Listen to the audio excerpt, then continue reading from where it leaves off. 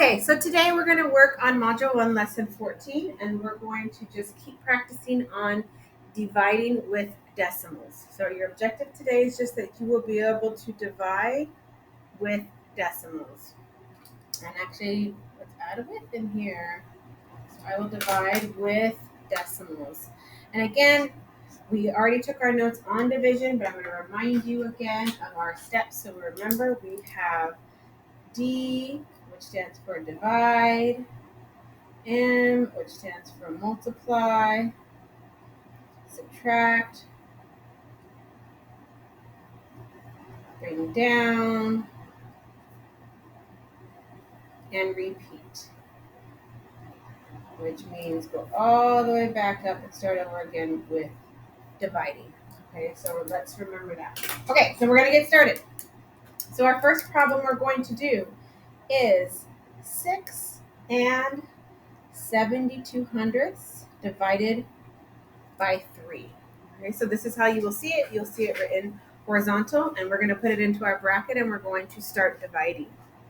So I'm going to make my division bracket.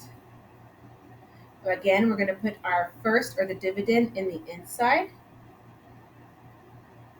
And then we're going to put our number, our divisor, goes on the outside. So that's the first part, is setting it up correctly.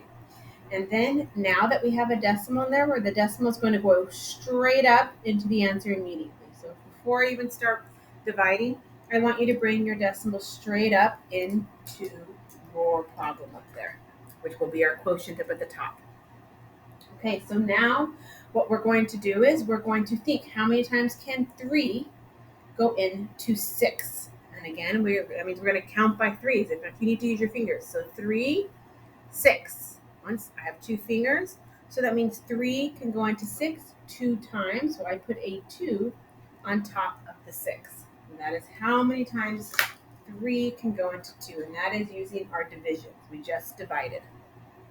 Next, we need to multiply. So we're going to multiply our number we put on top to our divisor always. So 2 times 3 is 6, and it goes right underneath the 6 that we just worked with. So we're keeping with our place value. Stay with the columns that we're working with. Next is to subtract. So minus 6 minus 6. 6 minus 6 is 0. Then the next step, we've divided, we've multiplied, we've subtracted. Now we need to bring down the next digit. And you only bring down one number at a time. So I bring down my 7. So there is my 7. Now I have to repeat. I'm going to go back to the top, and I'm going to start dividing again.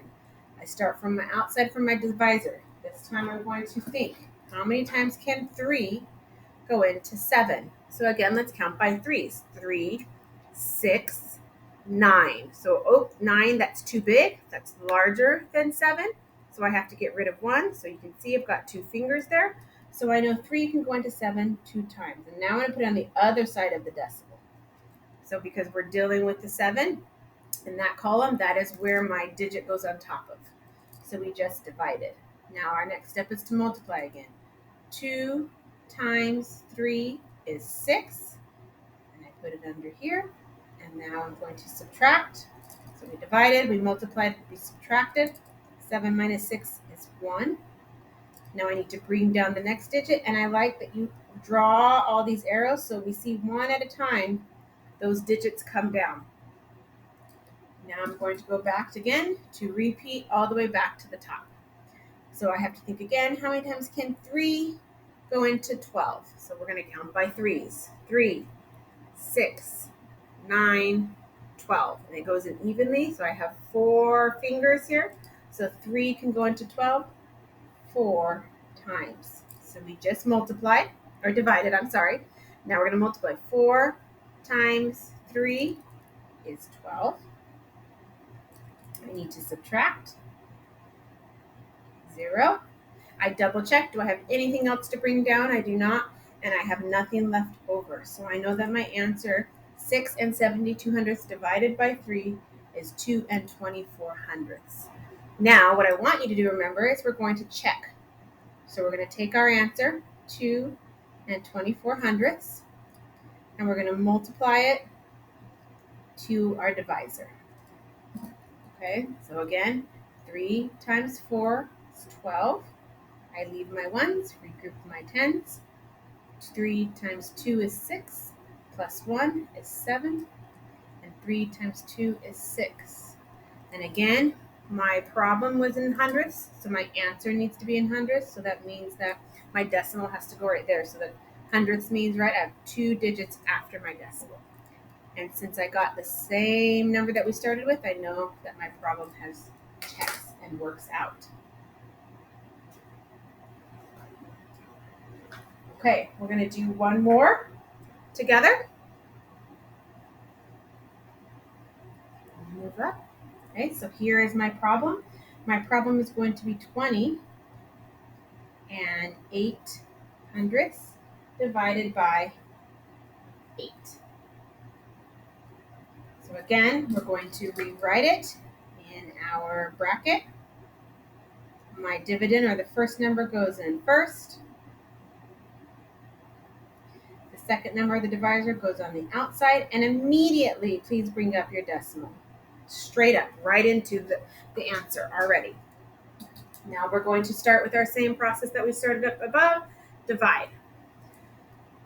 So I think, how many times can 8 go into 2? Well, if I count 8, that doesn't work. So that means I need to go larger. Well, I'm going to think, how many times can 8 go into 20? So we're going to count by 8s.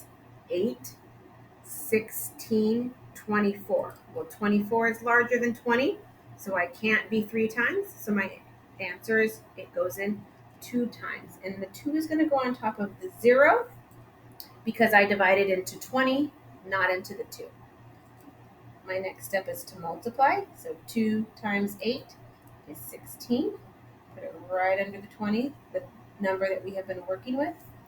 Then I'm going to subtract 20 minus, you cannot take 6 from 0, so I need to regroup from here. This becomes a 10.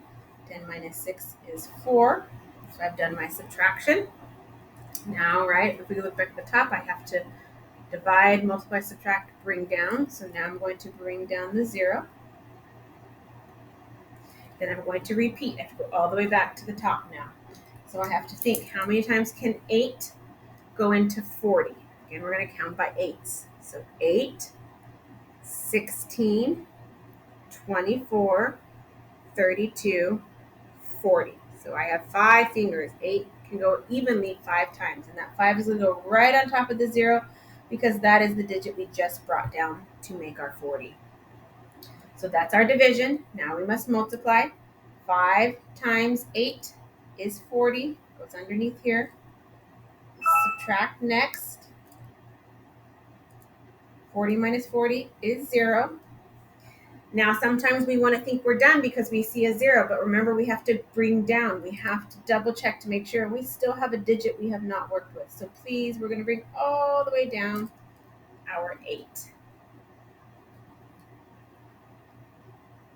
Okay, so now we're going to go all the way back to the top and start dividing again. And I have to think, how many times can 8 go into 8? Well, if I just count 8, it can go in 1 time, and it goes on top of the 8. 1 times 8 is 8.